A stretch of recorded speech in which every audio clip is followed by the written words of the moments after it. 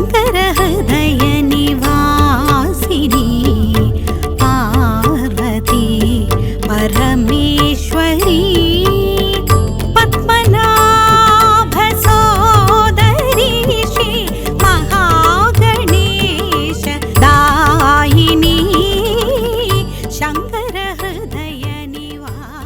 జై జగన్మాత దేవి బగళాముఖి. ఓం క్రీం బగళాముఖి సర్వదుష్టానాం వాచం ముఖం పదం స్తంభయం జిహ్వాన్ కీలయ బుద్ధి మనీషియ క్రీం ఓం స్వాహ.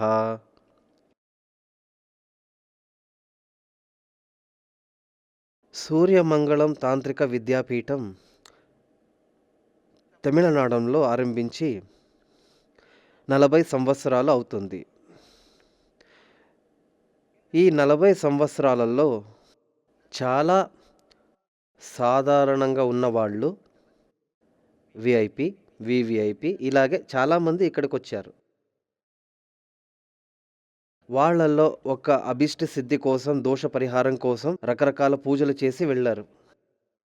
అందులో 10-30 సంవత్సరాల కంటే చాలా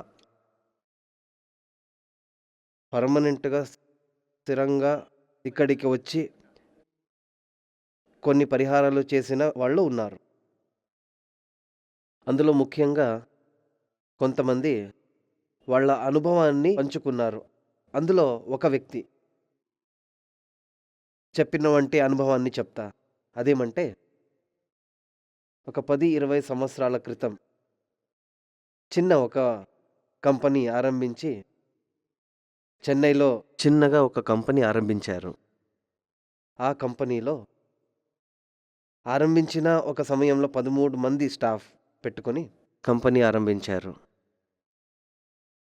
జాతకంలో మంచి సమయం ఆరంభించే ముందు జాతకాన్ని చూసి టైం చాలా బాగుంది, నాతో వచ్చి ఇక్కడ వచ్చి సూర్యమంగళానికి వచ్చి అడ్వైజ్ అడిగారు.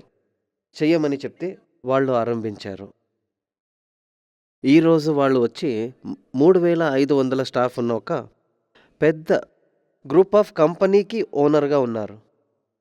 ఆ ఫ్యామిలీ చాలా కంపెనీలు ఉన్నాయి, 2-3 స్టేట్లలో ఉంది. దానికి ఒక్కటి వాళ్ళ ఒక జాతకమే దానికి ముఖ్య కారణం. జాతకంలో లేని ఒక విషయాన్ని పూజ చేసి మంత్రాలు చేసి సృష్టించవచ్చు అనే నమ్మకం నాకు లేదు. జాతకంలో ఉండేటువంటి దాన్ని వృద్ధి కోసం పరిహారాలు చేస్తే అవి వృద్ధిస్తుంది అనే నమ్మకం నాకుంది. ఎలాగంటే ఒక ఎగ్జాంపుల్ చెప్తా. ఒక మంచి విత్తనం దొరికితే ఒక మంచి రైతు అంటే ఫార్మర్, పంట పండించే అతను రైతు. ఒక రైతుకి మంచి ఒక విత్తనం దొరికితే, మామిడి విత్తనం అని అనుకోండి, మంచి అది క్వాలిటీగా ఉండి మంచిగా ఉంటే అతను హ్యాపీయే కదా. దీన్ని త్వరగా ఒక మంచి మన్నులో వేసి కాలక్రమేణా గొబ్బరం వేసి జలం వేసి అతను దాన్ని పెంచుతాడు. అది పెరిగి పెద్దదై పెద్ద మానై కొన్ని తలమారులకి పళ్ళు ఇచ్చే ఒక పెద్ద వృక్షం అవుతుంది. ఇందులో ఆ సీడ్కి, ఆ విత్తనానికి 50%, మరి విత్తనానికి 50%, ఇంకొక 50% ఫార్మర్, ఆ ఒక రైతు యొక్క ప్రయత్నం కదా. సరైన సమయంలో మంచి భూమిలో ఒక మంచి విత్తనాన్ని నాటి యథార్థంగా దానికి కావలసిన పదార్థాలు వేస్తూ ఎండ పడకుండా కాపాడి, పెద్ద గాలి నుంచి దాన్ని కాపాడి అన్ని ప్రొటెక్షన్ ఇచ్చి పెంచి పెద్ద వృక్షమైన తర్వాత భయపడే అవసరం లేదు. ఈ విషయంలో ఈ వ్యవసాయ యొక్క రోల్ నాది అయింది. జాతకం చూసా, సూపర్గా ఉంది, చాలా బాగుంది.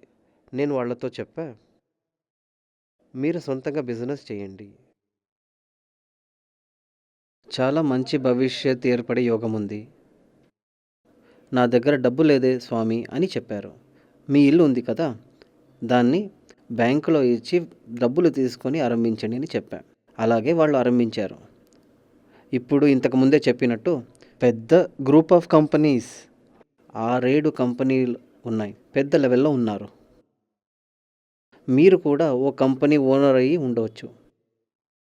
అది చిన్నదో పెద్దదో ఉండవచ్చు. అలా ఉన్నటువంటి కంపెనీలకు అభివృద్ధి కోసం ఏమి చేయవలనో దాని గురించే నేను ఇప్పుడు చెప్తున్నా. మీరు ఒక ఏరియాలో చూడండి, చాలా కంపెనీలు మూతబడి ఉంటాయి. అభివృద్ధి ఉండకుండా, ఏమీ లేకుండా మెషిన్లు భ్రష్టుపడి ఉంటాయి. ఇలా ఎందుకు జరుగుతాయంటే అభివృద్ధి కోసం ఏమి చేయవలనో దాని గురించే నేను ఇప్పుడు చెప్తున్నా. ప్రొడక్షన్ ఇచ్చి బాగా చూసుకుంటే ఏమవుతుంది? విత్తనం మంచిగా ఉన్నా కూడా కాలక్రమేణా దానికి కావాల్సిన ప్రొటెక్షన్ ఇవ్వకపోతే, నీళ్లు పోయకపోతే, చూసుకోకపోతే అది నశించిపోతుంది కదా. విత్తనం మంచిగా ఉంటే చాలదు, దానికి సరైన రక్షణ దానికి అవసరం. ఇక్కడ ఈ కంపెనీ ఆరంభించినప్పటి నుంచి నెల నెల వీళ్ళు గణపతి హోమం చేస్తున్నారు. గణపతి హోమం ఎందుకంటే విఘ్నాలు రాకుండా ఉండడం కోసం, అడ్డంకులు లేకుండా ఉండాలి. అడ్డంకులు లేకుండా ఉండాలి. చేసే వ్యాపారంలో అభివృద్ధి కావాలి. దీనికి అశ్వారూఢ హోమం చేయాలి. ఫస్ట్ గణపతి హోమం, తర్వాత అశ్వారూఢ హోమం. అశ్వారూఢ హోమం ఎందుకంటే చాలా పవర్ఫుల్. అశ్వం అంటే గుర్రం, చాలా పవర్ఫుల్గా ముందుకెళుతూ ఉండాలి, ఏ అడ్డంకులు లేకుండా. అశ్వారూఢ హోమం చేసినప్పుడు చేసేటువంటి బిజినెస్ మొత్తం స్పీడ్గా గంభీరంగా అభివృద్ధి చెందుతుంది. మన వ్యాపారం అభివృద్ధి అయితే చాలదు కదా, మనకి డబ్బులు రావాలి. ఓవర్ ఖర్చులు ఉండకూడదు. మన ఆదాయం కంటే ఖర్చు చాలా ఉండకూడదు. మన ఆదాయం కంటే ఖర్చులు ఎక్కువగా ఉంటే అప్పుల పాలవుతాం. అలా ఉండకూడదు. దానికి ధనవర్ష హోమం చేయాలి. గణపతి హోమం విఘ్నాలు ఉండకుండా ఉండడానికి, అశ్వరూఢ హోమం చేసేటువంటి వ్యాపారం అభివృద్ధి కోసం, ధనవర్ష డబ్బులు రావాలి, అప్పులు లేకుండా, చాలా ఖర్చులు రాకుండా డబ్బులు నిలవాలి. దీని తర్వాత భాగ్య సూక్తం. ఇవన్నీ అనుభవించాలి కదా మనం. భాగ్య సూక్తం చేశామంటే ఆరోగ్యం సౌఖ్యం లభిస్తుంది. ఆయుష్ వస్తుంది, ఆరోగ్యంగా ఉంటాము, సుఖంగా ఇవన్నీ అనుభవించే వాళ్ళం అవుతాము మనం. భాగ్య సూక్తం చెయ్యవలను. ఇదైన తర్వాత సంవాద సూక్తం. సంవాద సూక్తం ఎందుకు చేయాలంటే లీగల్ ప్రాబ్లమ్స్ రాకుండా ఉండడానికి. ఇప్పుడు ఎలాంటి కంపెనీలు తీసుకున్నా దాని మీద ఏదో ఒక కేసు ఉంటుంది, ఏదో ఒక రూపంలో వస్తుంది. అది మనకి కొంతమంది వచ్చి డైరెక్ట్గా ఇబ్బంది పెడతారు, కొంతమంది ఇండైరెక్ట్గా. డైరెక్ట్ అంటే ఈ ఫైటింగ్, రౌడిజం ఇవన్నీ చేస్తారు. ఇండైరెక్ట్గా ఇబ్బంది పెట్టేవాడైతే కేసు ఫైల్ చేసి మనకి నోటీసులు ఇన్కమ్ ట్యాక్స్కి, దానికి దీనికి అని యూజ్ చేసి ఎలక్ట్రిసిటీ కూడా వేస్తారు. అప్పుడు మమ్మల్ని వాళ్ళు కేసు లీగల్ వ్యవహారంలో మమ్మల్ని ఇరికిస్తారు. ఇంకొకటి, ఆ కేసు నోటీస్ లీగల్ విషయంలో, మీరు చేసేటటువంటి వ్యాపారంలో కేసు నోటీసు విషయంలో లీగల్ ప్రాబ్లం వచ్చేటటువంటి అవకాశం ఉన్న వ్యాపారం మీద అయితే సంవాద సూక్త హోమం చేయాలి. దాని తర్వాత వచ్చి శత్రు సంహారం. మా ఎదుగుదల ఎప్పటికీ కాంపిటీషన్లో ఉంటుంది కదా. ఎలాంటి వ్యాపారమైనా అందులో కాంపిటీషన్ ఉంటుంది. కొంతమంది నేరుగా అటాక్ చేస్తారు. ఈ యొక్క చేతబడి, బ్లాక్ మ్యాజిక్ అవన్నీ చేసి మా ఒక్క ఎదుగుదలని ఆపుతారు, మాకి చెడు చేస్తారు. ఇలాంటివి మనకి ఇది రాకూడదు. అప్పుడు మీరు ఒక ఫ్యాక్టరీకి ఓనర్ అయి ఉంటే, ఒక వ్యాపారానికి యజమాని అయి ఉంటే అది అభివృద్ధి చెందాలి. ముందు తరాల వరకు ఇది అభివృద్ధి చెందాలి. 1000 మందైనా మన ప్రస్థానాన్ని నమ్ముకొని జీవించాలి. మనకు మంచి పేరు ప్రతిష్ట కావాలంటే, ఎల్లప్పటికీ అక్షయంగా ఉండే ధనభాగ్య కావాలంటే, లీగల్ ప్రాబ్లమ్స్ ఉండకుండా, ఎనిమీస్ ఉండకుండా, ఇవన్నీ మీరు ఆశిస్తుంటే అన్ని నెలలు గణపతి హోమం, అశ్వారూఢ హోమం, ధనవర్ష హోమం, భాగ్య సూక్త హోమం, సంవాద సూక్త హోమం, శత్రు సంహార హోమం ఇవి చెయ్యవలను. ఇది వచ్చి ఒక్కొక్క నెల ఒక్కొక్క ఆచార్యులతో మీ ఇంటికి పిలిచి ఇలాంటి పూజలు చేసేది కష్టమవుతుంది. ఇలాంటి ఇబ్బందులు వస్తాయనే పెద్ద పెద్ద మఠాలన్నీ ఉన్నాయి. అయితే చాలా మఠాలలో వచ్చి ఇలాంటి తాంత్రికలు ఇవన్నీ తాంత్రిక పూజలోనే చేయాలి. తాంత్రికంలో చేస్తే కానీ పరిపూర్ణంగా ఉండేటువంటి ఫలం సిద్ధిస్తుంది. ఇక్కడ సూర్యమంగళ తాంత్రిక విద్యాపీఠంలో ఇలాంటి తాంత్రిక పూజలు ఎవ్రీ మంత్ చేసేటటువంటి వ్యక్తులు చాలామంది ఉన్నారు. వాళ్ళంతా పెద్ద పెద్ద కంపెనీలకు యజమానులు ఇలా ఉన్నారు. కాంట్రాక్టర్స్ ఉన్నారు, కంపెనీ ప్రారంభించిన వాళ్ళు ఉన్నారు, పెద్ద ట్రావెల్ ఏజెన్సీ పెట్టిన వాళ్ళు ఉన్నారు. ఇలాగే ఇండియాలో విదేశం నుంచి వచ్చిన బయట వాళ్ళు కూడా ఉన్నారు. మీరు ఇంతకు ముందే చెప్పినట్టు సంపూర్ణ అభివృద్ధి కావాలనుకుంటే ఒకరోజు ఇక్కడికి రావాలి. వచ్చిన తర్వాత ఇక్కడ జరిగేటువంటి పూజలను చూడండి. ఇంతకు ముందే చెప్పినట్టు గణపతి హోమం, ధనవశ హోమం ఇలాంటి పూజలను మీరు చూడండి. మీరు ఒక ఆచరణను మీ ఇంటికి పిలిపించి మీ ఇంటిలో దీన్ని చేసి చూడండి. మీరే తెలుసుకుంటారు ఇందులో మనకి యూస్ఫుల్ అయ్యేది ఏది అని. కంటిన్యూగా చేసుకుంటూ వస్తే మీ జీవితంలో ఓటమి అనేదే ఉండదు. అది మాత్రం కాదు, అభివృద్ధి ఖచ్చితంగా అవుతారు. ఇక్కడ దీన్ని అనుభవించిన వాళ్ళు చాలామంది ఉన్నారు. ఆచార్యులు కాకుండా ఇక్కడికి వచ్చి చాలా ఏండ్ల నుంచి పూజలు చేస్తున్నటువంటి భక్తులు, వాళ్ళతో కలిసి మాట్లాడి చూడండి. వాళ్ళు తమ ఒక అనుభవాన్ని చెప్తారు. అందరూ మనం జీవితంలో ముందుకు రావాలి అనే లక్ష్యం ఉంటుంది కదా. మనకున్న ఆయుస్సు తక్కువే. ఉన్నటువంటి ఆయుస్సును మ్యాక్సిమం మన జీవితాన్ని ఎంజాయ్ చెయ్యాలి.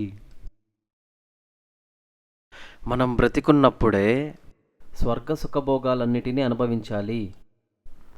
దాన్ని అనుభవించాలంటే ఆయుస్సు ఉండాలి, ఆరోగ్యం ఉండాలి, ధనం ఉండాలి. ఇవన్నిటినీ ఇచ్చేది మనం చేసేటి పరిహార ధర్మలే. జాతకంలో అలాంటి యోగాలు ఉన్నాయి, కానీ అడ్డంకులు తొలగిస్తే దోషాలన్నీ పోయి యోగాలు వచ్చి మమ్మల్ని చేరుతుంది. అలాగని పరమ దరిద్ర యోగమున్న ఒక్కడికి 1000 ధనభాగ్య హోమాలు చేసినా అది వర్కౌట్ అవ్వదు. అది ఇక్కడ వచ్చినప్పుడు ఇక్కడ ఉన్న వాళ్ళే చెప్తారు, ఈ యొక్క జాతకం ప్రకారం మీరు ఏం చేసినా ప్రయోజనం ఉండదు. నీ యొక్క జీవన పర్యంతం కష్టపడే నీ జీవనాన్ని గడపాలి. నువ్వు పర్మనెంట్గా దేవీ క్షేత్రంలో పూజించాలి అని చెప్పి పంపిస్తా. ఎందుకంటే కల్యవ్ దేవి వినాయగో అని శాస్త్రం. అదేమంటే కలియుగంలో దేవికి, వినాయక భగవంతుడికి మమ్మల్ని ప్రత్యక్షంగా కాపాడగలిగే ఎక్స్ట్రా పవర్ ఉన్నవాళ్ళు. ఇది దేవి మహాత్మ్యంలో ఇచ్చారు. దేవి భాగవతం కూడా చెప్తుంది. వ్యాస మహర్షి వ్యాసుల వారే సకల పురాణాన్ని రాశారు. మనకి మొత్తంగా 18 పురాణాలు ఉన్నాయి. ఈ యొక్క 18 పురాణాలు 17 పురాణాలు రాసి సంవత్సరాల పాటు అతను తృప్తి చెందలేదు. లేదు దీనికి మించి ఇంకేదో ఉంది, లేదు దీన్ని మించి ఇంకేదో ఉంది అని అతను మనసు ఆరాటపడేది. చివరికి సాక్షాత్ మహాదేవుడితో శివుడి ముందు వెళ్ళి నమస్కారం చేసి, హే భగవాన్, 17 పురాణాన్ని రాశాను కానీ నాకు తృప్తి లేదు. నా మనసులో దీన్ని మించి ఇంకా ఏదో ఉంది అని సంశయం వెంటాడుతుంది. అది ఏమి అని తెలియాలి. అప్పుడు మహాదేవుడు అడిగాడు, ఇందులో కావలసినదన్నీ రాశావు కదా? లేదు, నా ఒక్క దాహం తీరాలి, నా ఒక్క జ్ఞానంకున్న దాహం తీరాలి. భూమిలో ఉన్న జనాలకు కలియుగంలో ఇదైనా కాపాడుతుందని వాళ్ళకి నేను చెప్పాలి. అప్పుడు మహాదేవుడే కరుణించి సాక్షాత్ పరాశక్తియే ఉపదేశించినదే దేవీ భాగవతం. ఆ ఒక్క దేవీ భాగవతమే మనకున్న 18 పురాణంలోనే టాప్ అయినది. ఆ దేవీ భాగవతంలోనే చెప్పేది కల్యవ్ దేవి వినాయగౌ. కలియుగంలో మనుష్యుడు సంపూర్ణ దోష పరిహారాలు పొందాలంటే దేవి ఉపాసన చేయాలి, వినాయకుడి సేవ చేయాలి. ఆ జగన్మాతగా ఉన్నటువంటి పరాశక్తి బగళాముఖి రూపంలో సూర్యమంగళ తాంత్రిక విద్యాపీఠంలో నెలసి సకల దోషాలను మార్చి సర్వాభిష్టానాన్ని ప్రసాదించేందుకు మిమ్మల్ని పిలుస్తుంది. వచ్చి చూడండి, అనుభవాలు మీకే తెలుస్తుంది. జై జగన్మాత. దేవి బగళాముఖి సమస్త భక్తానాం సర్వాభీష్టం సాధయ సాధయ క్రీం ఓం స్వాహ. శ్రీ సూర్యమంగళం అద్వైత వేద విద్యాపీఠంలో తాంత్రిక పూజల్లో సిద్ధహస్తులైన ఎందరో ఆచార్యులు అమావాస్య, పౌర్ణమి రోజుల్లో ప్రత్యేక యాగాలు నిర్వహిస్తారు. ఈ యాగాల్లో పాల్గొనడం ద్వారా తల్లి శ్రీ బగళాముఖీదేవి అనుగ్రహం వల్ల సర్వదోషాలూ పోయి సకల సౌభాగ్యాలు మనకు కలుగుతాయి. శ్రీ సూర్యమంగళం అద్వైత వేద విద్యాపీఠం జ్యోతిష్యం, ప్రశ్నలు, వాస్తు, తాంత్రిక పూజలు మరియు వేదయాగాలు నిర్వహిస్తారు. సంప్రదించవలసిన నంబర్ 7305442299 7305442299. చెన్నై, కోయంబత్తూర్, బెంగళూరు, హైదరాబాద్, విజయవాడ, ఢిల్లీ, ముంబై, తిరునల్వేలి, టెక్సాస్.